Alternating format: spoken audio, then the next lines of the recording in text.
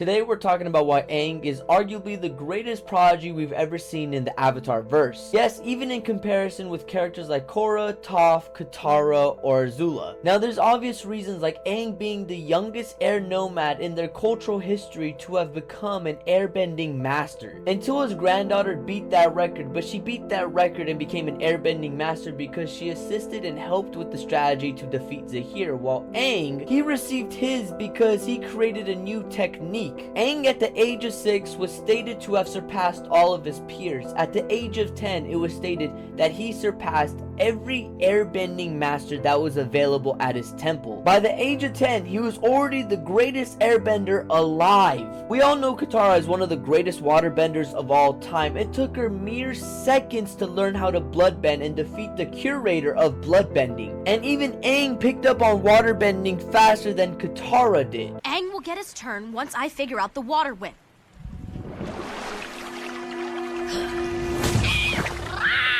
Why can't I get this stupid move? You'll get it. You just gotta shift your way through the stances. There.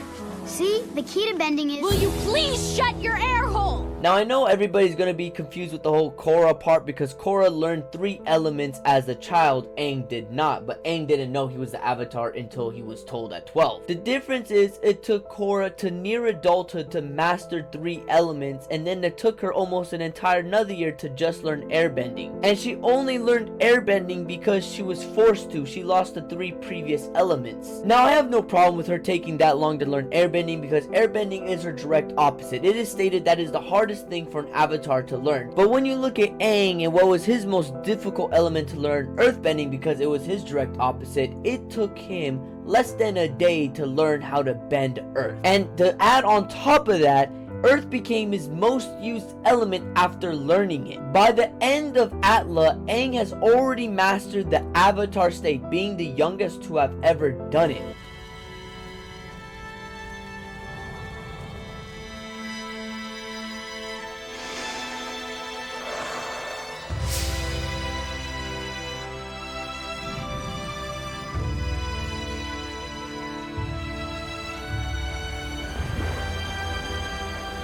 By the time we're in the comics, Aang is a fully realized avatar, again being the youngest to have ever done it. Now I know we're gonna get all the online trolls. Aang was actually 112 years old. No.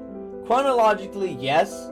Biologically, no. With his psychological state, still 12. Aang was not only creating new airbending techniques and then creating more on top of that as we see in the comics, Aang was also learning techniques that no other avatar previous of himself knew, like energy bending and removing bending abilities from people, or learning how to redirect lightning. And then when we look at feats in the avatar state, Aang has some of the craziest feats we have ever seen as a child. In the comics, he goes to one of the largest cities and separates all the land surrounding the city. This is insane. We could see mountains in the distance, and think about it. He would have to move the entire landmass outwards for it to separate from the city to create that massive divide. So he's either pushing earth upon earth or he's just pushing it outwards. We have no idea, but it is just a crazy feat, which I think is significantly better than Kyoshi simply splitting the island and pushing herself outwards. I think this is far more massive. Avatar Yang Chen is debatably one of the greatest avatars of all time, one of the strongest, one of the most prestigious, and she fought against old General Iron where they stalemated at the end of the night.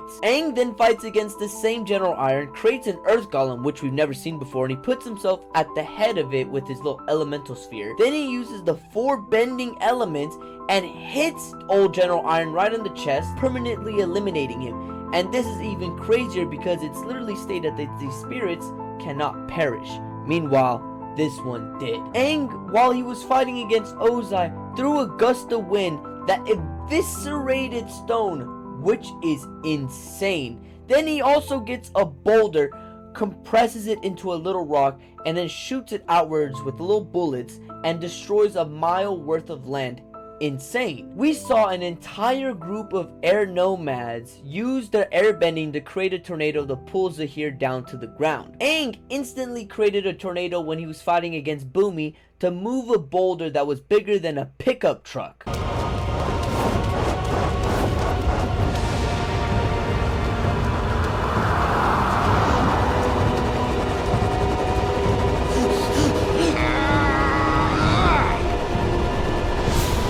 You can already argue that Aang is the greatest prodigy of all time from his airbending resume alone.